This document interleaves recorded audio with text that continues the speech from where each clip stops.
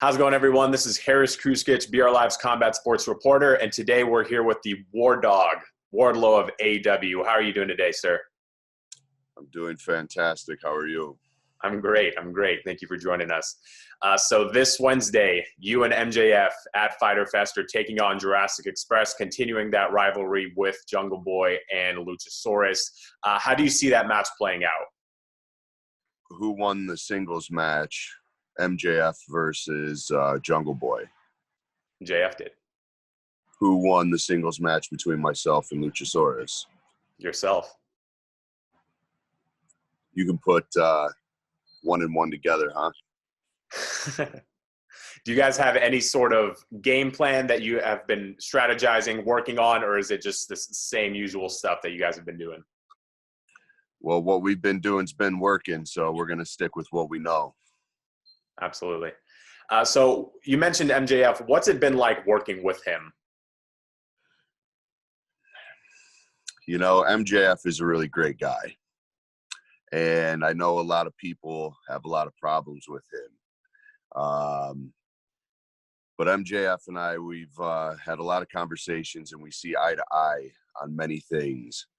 And we understand each other in a way that most people can't. You know, we're both in this business to win and to make a lot of money. We're not here to make friends.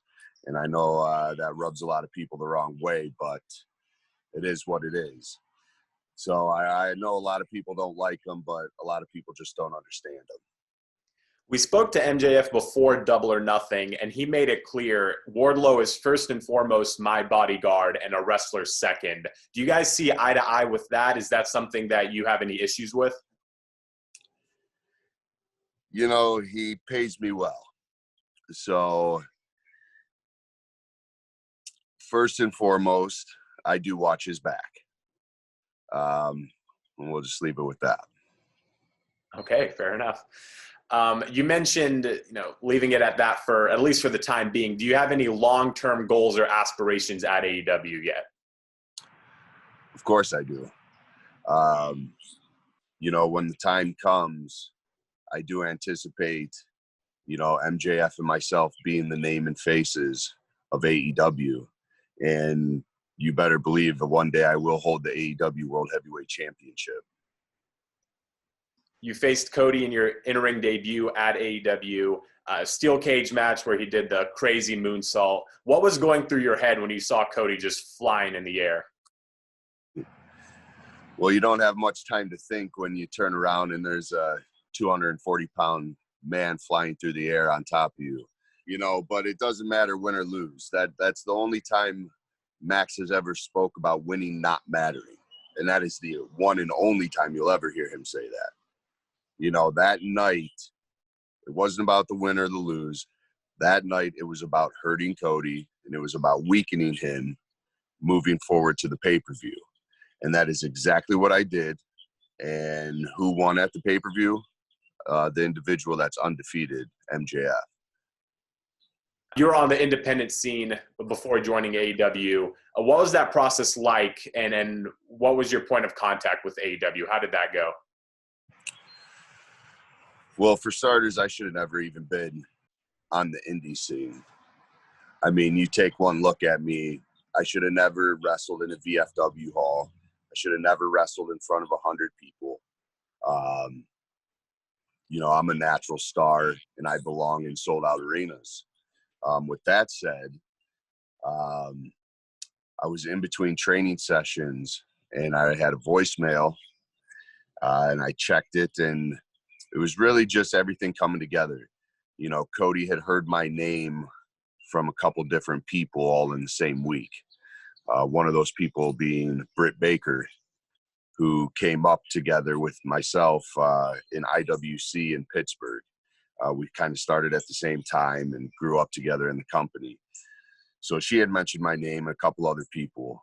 So QT Marshall gave me a phone call and told me they were going to fly me down to Atlanta to take a look at me. I go to Atlanta, worked with QT for maybe 5 minutes in front of Cody before he offered me a contract. Nice. Were you nervous at all going down to Atlanta?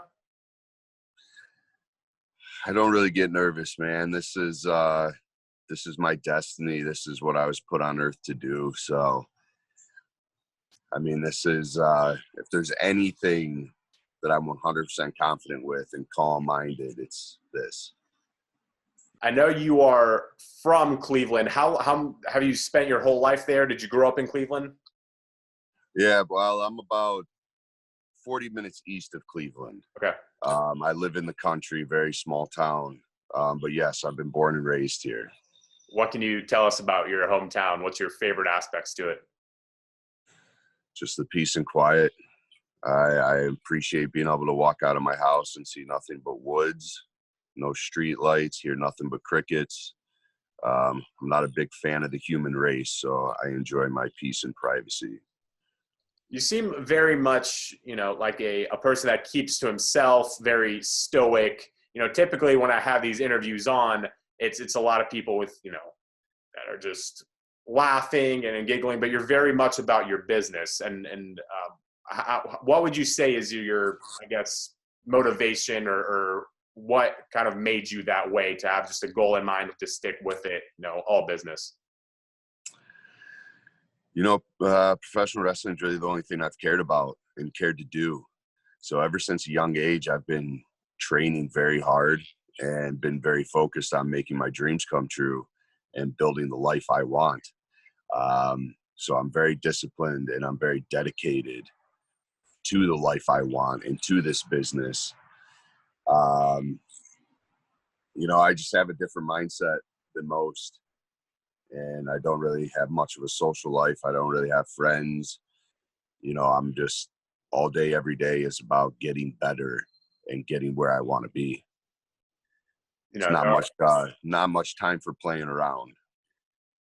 Not much time for playing around, but there are a lot of characters at AEW like Orange Cassidy or Marco Stunt, Joey Janela, who sometimes seem to be more about the fun than they are the professional wrestling side of things.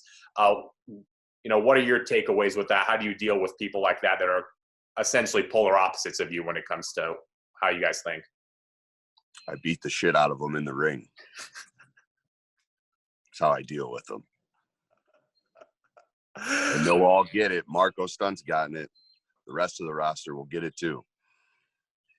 Is there somebody you look forward to competing against eventually?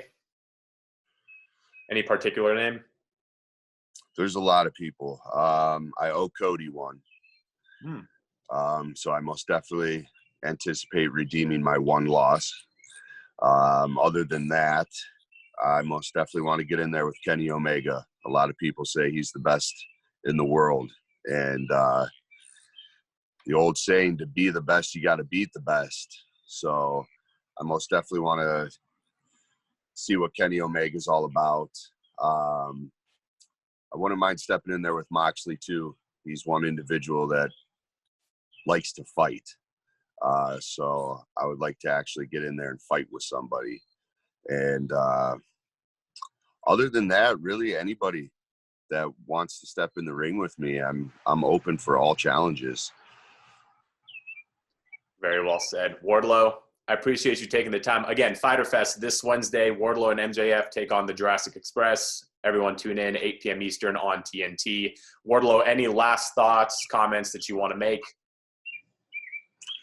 Just tune in and watch MJF and I finally get rid of, I think he calls him Jabroni Douche, and I call Luchasaurus Barney, but we're finally going to get rid of those two for good.